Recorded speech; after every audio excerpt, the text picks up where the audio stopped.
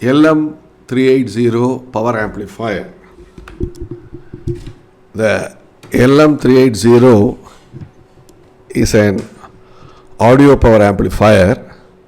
The features of LM380 are: it has a wide operating supply voltage ranging from 5 volt to 20 volt. It operates with a low quiescent power drain. Voltage gain of 34 decibel can be achieved. It can deliver high peak current of 1.3 ampere maximum. It has a unique ground referenced or AC coupled input stage. High input impedance of the order of 150 kilo ohm is made available.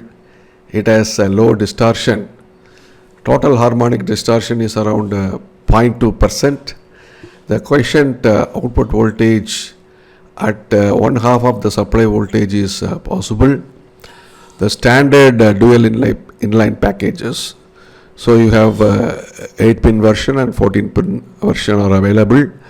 It can operate at temperatures of 0 degree centigrade up to 70 degree centigrade. A bandwidth of 100 kilohertz, typically at an output power of 2 watts, and load of 8 ohm is possible. Pin diagram and symbolic representation of LM380 audio power amplifier. So there are two versions. So this is the pin diagram, pin configuration. Two versions. One is 8-pin version and another one is 14-pin version. So 8-pin and 14-pin dual inline package, DIP types. So this is the symbolic representation of LM380 audio power amplifier. The internal schematic diagram of LM380 is this. This is the internal schematic diagram. It consists of 4 stages, namely PNP emitter follower, differential amplifier, common emitter amplifier, and quasi-complementary emitter follower.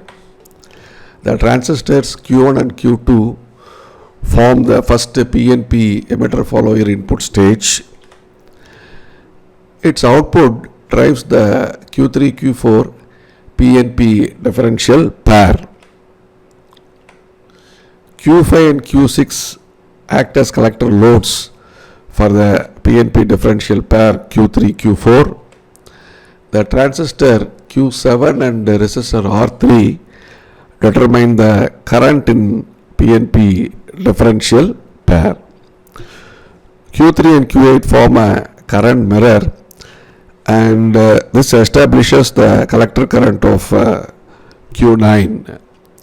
Q9 forms the common emitter amplifier stage. D1, D2 and Q8 act as an active current source load. Capacitor C between base and collector of Q9 provides the internal compensation. The output stage is a quasi-complementary pair emitter follower stage. It is formed by the NPN transistors Q10 and Q12. A DC feedback is introduced to the emitter of Q4 through the resistor R5. This stabilizes the output. When the output V0 increases, current through R5 to emitter of Q4 also increases. This increases base bias of Q9, which in turn causes its collector current to increase.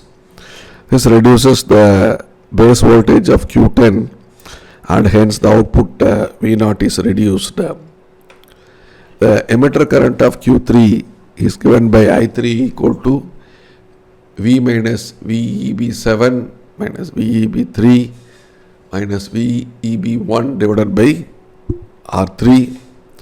Assuming equal VEB for all the transistors, we can write VEB7 equal to VEB1 equal to VEB3 equal to VEB. So I can write I3 equal to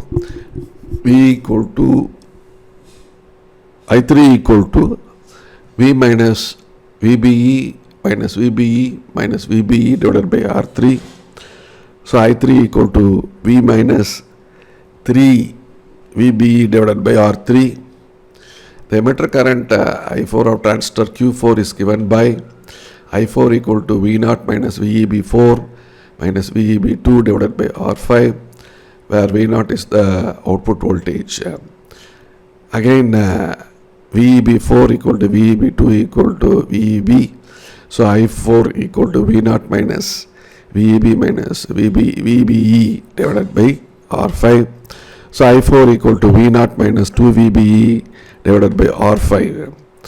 So equating the currents I3 and I4, assuming that R3 equal to 2 times R5, I4 equal to I3, V0 minus 2 VBE divided by R5 equal to V minus 3 VBE divided by R3.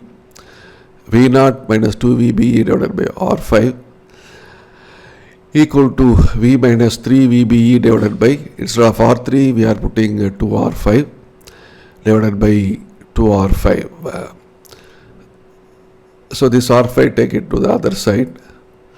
V0 minus 2 VBE equal to V minus 3 VBE divided by 2R5 into R5. So R5 getting cancelled. So we'll be getting V0 minus 2 VBE equal to V minus 3 VBE divided by 2. So right hand side we split and write V0 minus 2 VBE equal to V by 2 minus 3 VBE divided by 2.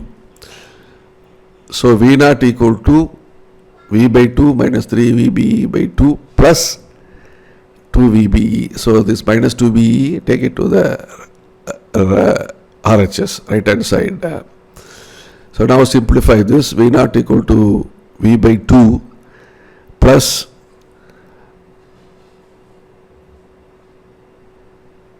four VBE minus 3 VBE divided by 2.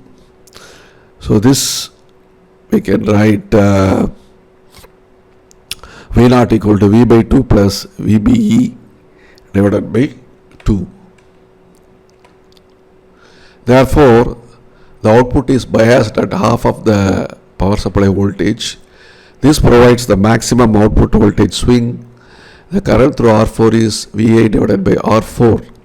Current through R5 is V0 divided by R5. The sum of these currents enters the collector node of Q6. The collector current of Q3 is VA divided by R3. Since Q5 and Q6 form a slave current mirror current, since Q5 and Q6 form a slave current mirror, current through Q6 is VA by R4. Therefore, at the collector node of Q6, we can write this equation VA by R4 plus V0 divided by R5 plus VA divided by R4 equal to 0.